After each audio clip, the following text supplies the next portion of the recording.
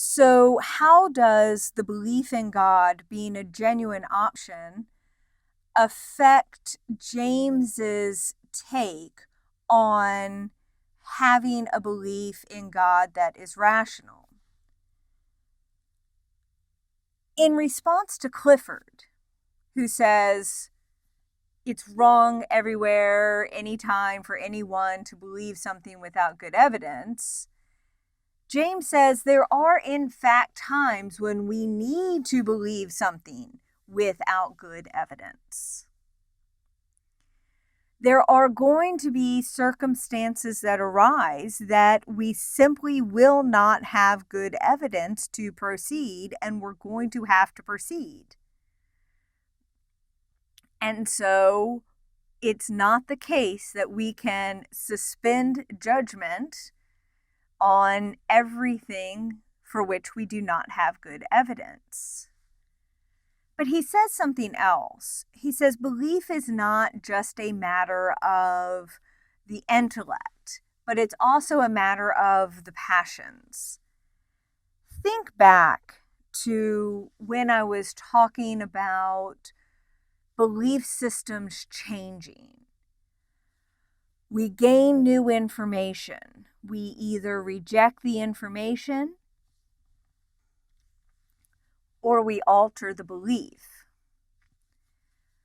But that's not really a matter of intellect, or rather, it's not solely a matter of intellect, because our passions play a role in our beliefs. If somebody were to come to me with evidence that my father is a bad man, my love for my father is going to make it incredibly difficult for me to alter my belief. I'm going to be far more inclined to reject the new information rather than accepting it and altering my belief. It's a matter of passion, at least as much sometimes as it is intellect. And when it comes to a belief in God, our passions play a significant role. People love God in very much the way they love their parents.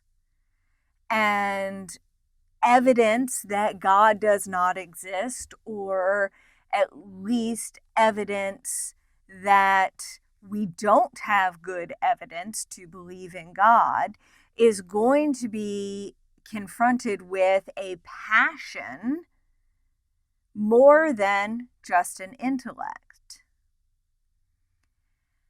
And when people believe in God, they believe in the story of God loving us.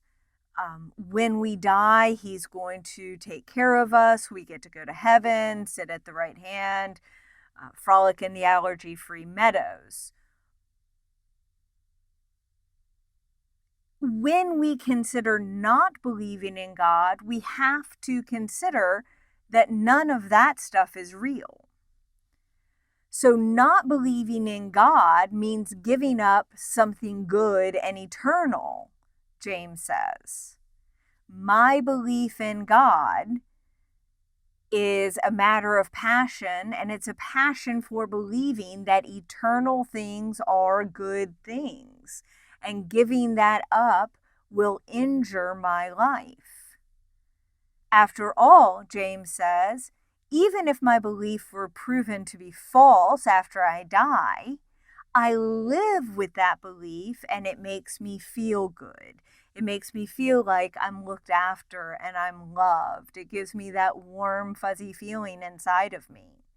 And he says, even if I were wrong, at least I live a better life feeling that way. Given that, he says, it is only rational to believe in God, regardless of a lack of evidence.